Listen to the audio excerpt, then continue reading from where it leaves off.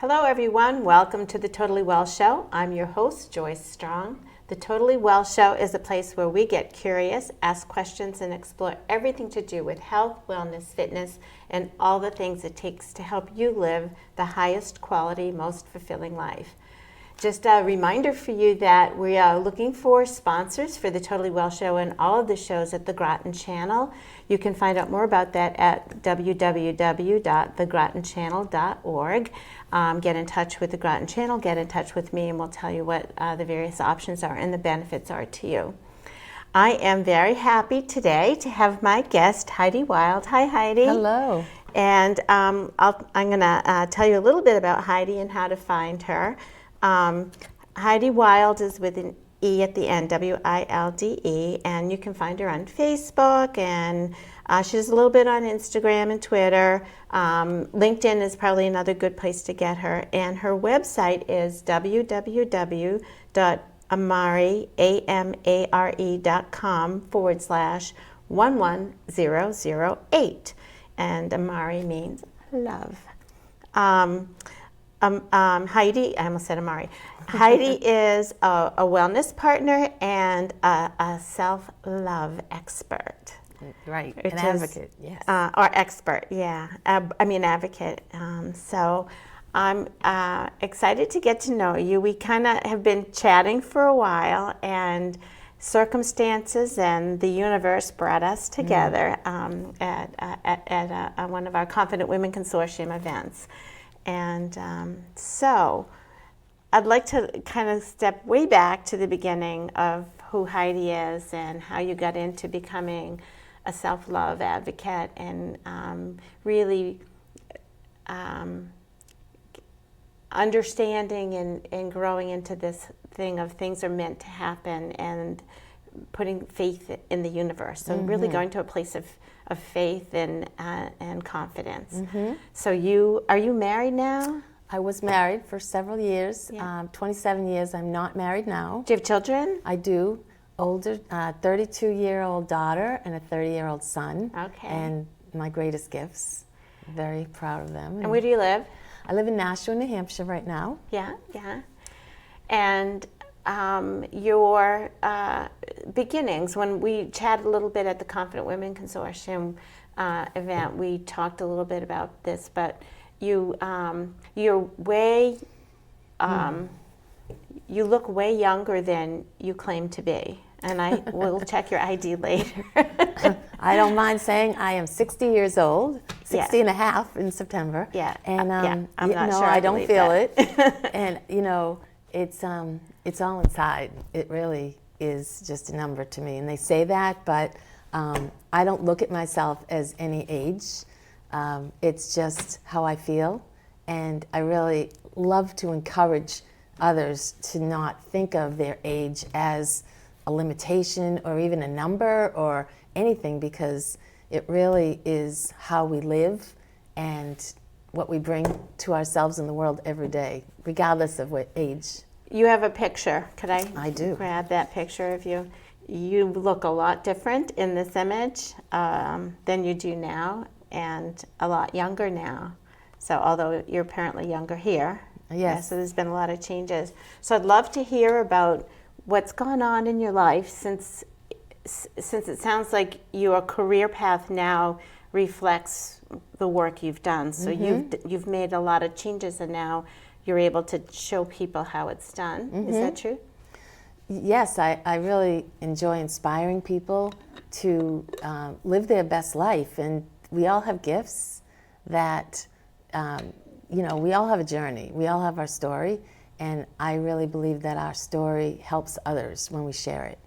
And for me, so this woman here is someone that I really love, I honor. I am so blessed to have gone through a lot of my life stuff. We all have it. But I look at it all as a blessing because it's gotten me to where I am today. And, I'll go back a little bit. Growing up, we all have stories and traumas and family stuff. And in my story, I had a sick mom who had polio before I was born. And so I was a caretaker. And I didn't have the most conventional home, in being a mom in a wheelchair, being a child of someone who needed a lot of care. And also, she taught me so much. She overcame her handicap by learning to drive with hand controls. She taught guitar lessons out of our home. She knew languages, traveled the world through, even though she had this wheelchair. Back then, they didn't have any handicap. She read tarot cards, and we had, hootenannies, and she had black friends and gay friends. And so my mom was a very ahead of her time woman who died when she was 50. I was 18. And during that time, she still teaches me. I believe that she still lives through me, and I live, with her. But she taught me a lot. And growing up, though, I was always looking for approval outside of myself, and looking for others to help me understand who I was, as opposed to looking inward. A lot of that had to do with not feeling my feelings, not learning how to feel my feelings, and coping in ways, as a teenager, smoking pot, getting into a career. I work for AT&T. I'm at a corporate job now, 31 years. And during many of those years, I worked 24/7 as a coping mechanism, as a way to not feel. And so like workaholic kind of tasking, stuff for numbing. tasking. Uh-huh. And then eating. And then later, after, a very hard decision to look at my life and my marriage, and deciding to leave that. And it was really because I felt that I was, at the time, I wasn't in a self-love place. I couldn't bring my best self to a relationship, and it takes two people, and it was just a situation where I felt that I needed to move on, and I have a lot of impact I want to give to the world. So I moved out of that situation, again, walking through a lot of fear and not really knowing the future. Yeah. But, I will say that what I felt was very unsettling, and I needed to explore that. So I looked inside myself, and The situation you were in was unsettling? just where I was in my life and who I wasn't even sure who I was. Mm-hmm. It was confusing. I was always looking outside. When we were talking previously, you used the analogy that you felt like your wings were clipped, and that was an image that stuck with me. Mm. Yeah, and it's all an internal. Yeah. It's all self-fulfilling. Yeah. So what I learned was that I have a lot of capabilities. When I made decisions that weren't easy and they weren't popular, for other people, because what I've found is that everyone thought that they knew what was right for me, and I never knew what was right Who's for everyone? me. Oh, the society, my family, my kids, my culture. I was the good wife, the good mother, the good daughter, the good PTO, the good neighbor. So I was always pleasing and doing everything for outside of myself. Mm-hmm. And it was interesting. I went through my bookcase about a year ago, and I was taking books off my shelf and deciding which ones to keep. And a lot of them were looking outside myself for the relationship or this or that. And it was just an awareness that that's where I was at the time. That was her. It was her, and I really appreciate all the experience that I've gone through, and it hasn't always been easy, but it's very liberating to come into myself and to understand who I am for the first time. I mean, in my 50s. So when my mom died when she was 50, I started to look in my life when I was 50, and it's like, oh, my mom died when she was this age. What am I doing with my life?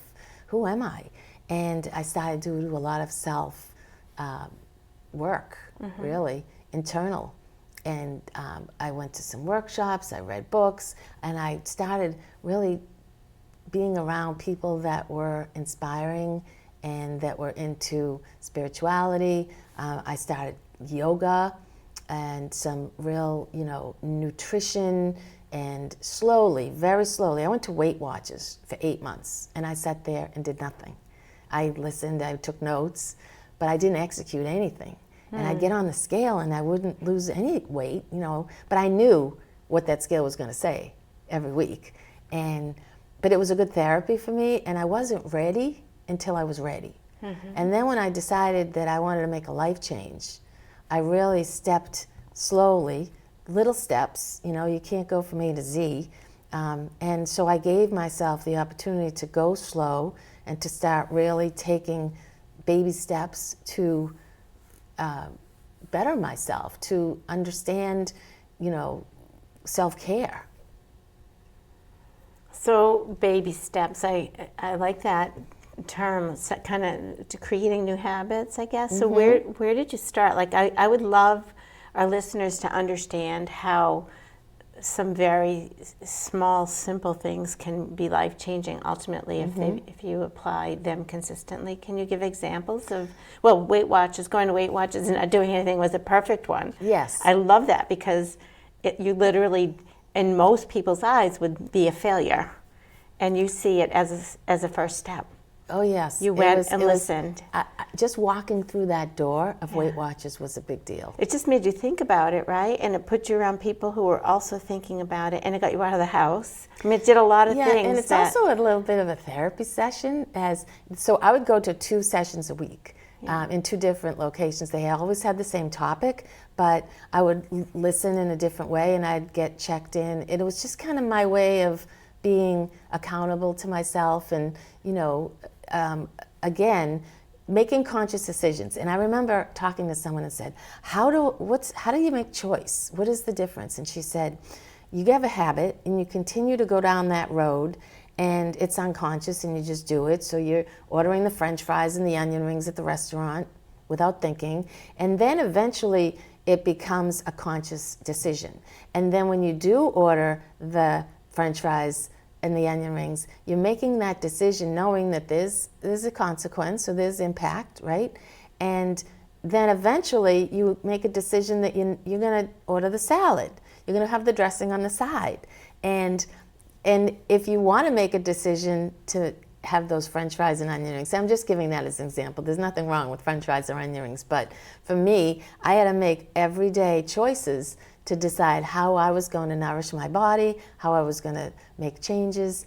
And that is how I changed the decision as a very aware, conscious act, everything I did. When you said about little steps, a lot of it had to do with even meditation, a minute or 2 a day to start sitting in stillness helped me a lot to slow down.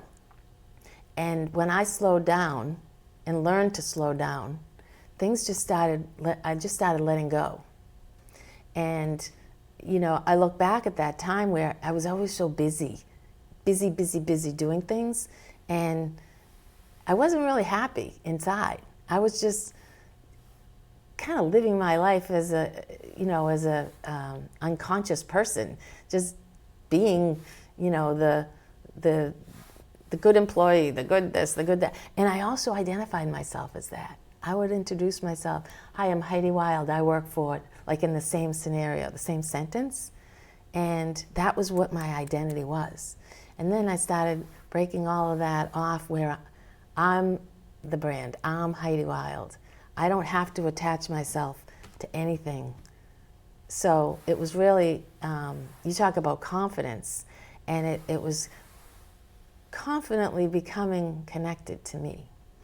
I will say after I stopped working the 24/7, I slowed down, but then I became having a healthy relationship with marijuana for a couple of years. I admit that openly because I really, believe that it helps other people. And so you were using THC version, overusing it in a way that impacted your life in a negative way. Yeah, because I know it's a big topic now, and people use it these days compared to in our As a time back, healing, yes. people And use it in a different way in different dosages. But absolutely, yeah. and I have nothing against marijuana or CBD oil or any of that. There's a place for that. All I want to say is, for me, marijuana was an unhealthy thing for me to do. Maybe similar to like an alcoholic that uses alcohol. So for numbing or For not numbing feeling? or just a Band-Aid to not feel. Yeah. And I did that every day. And I hid it. Nobody in the world knew. I was smiling, and through it all, I was the best actress in the world. But I was lying to myself too. Mm-hmm. And it's all about truth, which is very important. But at the time, that's how I managed to get through the day. Just a little bit, a little in the morning, a little midnight day, but what I also realize is that I have a lot of compassion now for people that have addiction, because I went through it. Not that you have to go through something to have that, but I do, where I am with my wellness, being an advocate of mental wellness, I really know that how it feels to have something that you're attached to, or that you're using as a crutch. And again, I feel really blessed that I went through that, even though during the time it wasn't fun. But I did let go. 3 years ago, I stopped. I met a woman in the checkout line of a grocery store, as the universe would have it, a holistic practitioner who we just started talking. There was a man between us. He got plucked out, and here I am with her. So anyway, she has helped me and told me I can't be using anything if I'm going to work with her. And I had to make a choice. And I wanted to connect to myself so bad, because I didn't even know who I was. So that was a gift. And it's all a gift. So good times and bads, you look at them as an opportunity to learn. A few things that you say, there's so much here, and I'm sure we'll have to do another show because there's so much here. One of the things you talked about was letting go. I'm going to try not to throw multiple things at you at once. And I was, I'm making an assumption of what you mean, but I'd really love to hear what that meant to you. Like, what were you letting go? So I envisioned that I was trying to control everything in my life for a long time. And of course, I believe that's an illusion, that I have no control, even if I believe I do. So, and the more I was controlling, the less that was happening.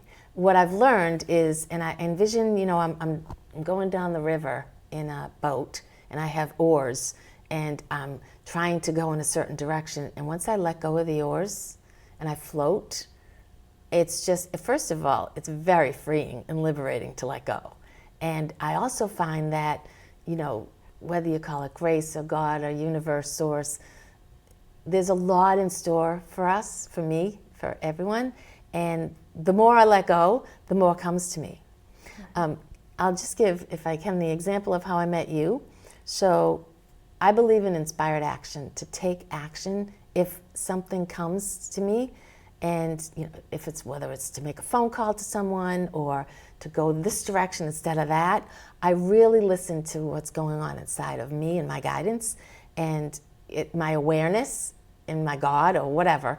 And the other day, Sunday, I had an inspiration to call a woman that I hadn't talked to in a while. When I called her, we were both running errands or doing things, so we didn't talk for a couple of phone calls. But when we did, she connected and said, this was like 5:45 on Sunday, that she forgot about an event that she's going to go to, would I like to go, at Barnes & Noble.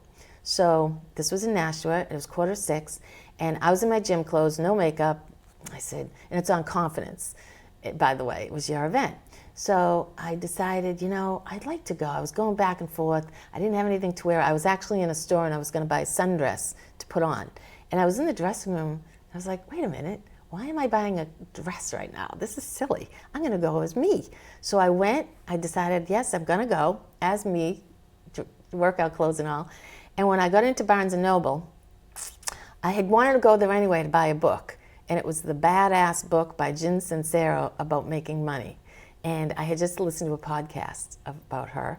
And so I went over to the bookshelf, and there was one book left, her book, only one copy. So I went up to this checkout line to check out, and the manager was there and talking to me about how to create a meetup, because I want to do meetups. So everything kind of orchestrated. So now I check out, I get her email address, so now yes, you can do these meetups here. And then I meet you, and it was only the two of us, with Joe, the woman, and you and me. And after, the hour or two that we met, here I am 3 days later having this show. So you never know what's going to happen if you let go and you just kind of flow. Flow is the good word I use. Words are funny, but you just let things flow, and the right people, the right words come out. Everything is just perfect. Yeah. So that's the philosophy I have. So from going from trying to control artificially by being busy or numb, using a substance, food, pot, whatever, to trust. This is trust that the right things will happen. And another big word I heard was action, which I love, because you took action. You listened to that awareness. Sometimes people, I think, call it intuition. We had a chiropractor come on, Dr. Deb Diamond came on the show and talked, and she actually spoke for Confident Women Consortium about this too, where she talked about trusting your intuition and listening to it, and like looking for physical signs to know that it's telling you something and to move them. I see signs are really cool. I see 4s, double 4s, triple 4s. That's my sign. Yeah, it's fun. And nature. I will say that I connect to nature.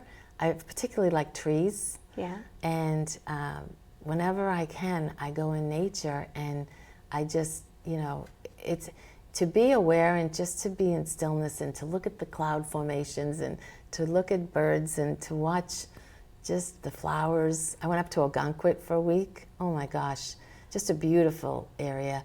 And just to be among that, I'll say I do what brings me joy. And that brings me joy. And as a scientist, a lot of what you've been saying today has physiologic, scientific backing for what is actually happening to your body, like the power of habits. When you switch to being aware of what you wanted to eat, you're actually beginning to build new pathways, and it took practice. It took repetition, took more awareness. The previous habit also took practice. You just don't remember because you've been doing that. That example, I don't know if you personally were doing it, but the person in the example had been doing it, and it was not, when we say it's not conscious, that's where we want our better habits to fall. Once the ordering a salad becomes unconscious, that we don't have to think about it anymore. We've really grooved in that pathway. So I just recall the bread would come to the table, and I would make a conscious choice not to eat it. Do you do that now, though, or does it just happen? I don't eat bread, unless, once in a while I might have some gluten-free bread, but what I also found is that I crave what I'm eating. My body gets used to it. I used to crave a lot of sugar. And so you have, in reality, rewired your brain from all the things you're telling me. I want to make sure I have time to ask you another question, because this is something so special about you, too. You mentioned fear, and I think you said walk into it. I forget exactly the words you use. I hear it in different ways, leaning into the fear. Can you talk a little bit about that, the unknown, the fear, and what that tells you today when you feel that feeling? I assume you still feel sometimes out of your comfort zone. Today is out of my comfort zone, but what do you do when you feel fear? Like, what is that a sign of for you? It's really excitement. It's like it's opportunity, and it's first of all, I feel now for the first time in 50 plus years, when I started feeling, I feel it. So I let it process. And so you're not afraid of a feeling anymore? No, I love it. As a matter of fact, I want to share that when I started when I stopped when I wasn't feeling, I was a little bit like this. And then when I started feeling my sadness, I started feeling more joy. And I never knew that the more of my feelings I would feel, the more joy I would feel. So now I feel the human experience to the degree that I've never felt it, because I'm allowing those feelings to come in. And I will say, too, and I want to get back to the fear, but something happened over the weekend with my son, and it was when I was doing the control thing. I was in the passenger seat, and he was driving, and I was being the backseat driver, and I then, he wasn't appreciating it, of course, because he's a perfectly competent driver, and, I was just very subtly saying, oh, you missed your turn, or whatever. And when we had that discussion, I was aware that it was something that had happened to me years back when I was in the passenger seat and my mom was driving. She had hand controls, and with the car, she was taking a left, and someone came down and hit the side of my car. I was in the, as a child, no seatbelt or anything, and when I get in the passenger seat of a vehicle, I don't feel in control. And it just gave me awareness that I'm still triggered by that. And it was beautiful because he wasn't even going to drive. He was asking me to drive, but then when he drove, that gave the opportunity for that situation to take place. So instead of me looking at it like, oh, that wasn't good, we had an argument or whatever, I was just so grateful to bring that awareness that, that's something I still have, from way back when, and it's still an issue, perhaps. But when we talk about fear, the more I walk through or do things that are uncomfortable, the more I realize my capabilities are so incredibly, I don't even know what they are until I try new things. So, whether it's experiences or something that I haven't done before, whether it's physical or anything, I just open it up to, I don't really feel a lot of fear anymore. It's really just kind of, let's go, let's do it. Yeah. So I'm not going to jump out of an airplane necessarily, but. So you lean into it and take it as opportunity. We have just a minute left. Okay. I told you it would go fast. And I always ask my guests this question, what are the top 3 things it takes for you to be totally well in your life? I would say self-care. Mm-hmm. Self-care is not selfish. Mm-hmm. I would say trust and faith, and I would also say love. Love, number 1. Self-love, and love what you do, and love, just bring yourself to self-love, and it exaggerates, it multiplies. It's beautiful. Mm-hmm, mm-hmm. So that's what I would say. Well, you're such a warm, beautiful soul, and your journey is a super role model for people to understand. And I see that you're just at the tip of the iceberg showing. I just see so many more things coming. The more you live in that out of your comfort zone and in that place that word fear that doesn't feel like fear to you anymore. When you live there, just so much more is going to happen. Every day's a vacation. Yeah. And who said it doesn't have to be, yeah, right? Right. Well, thank you for coming on the show today. Thank you so much for having me. This is really fun. We'll do it again. Oh, Joyce, thank you so much. You're welcome. All right.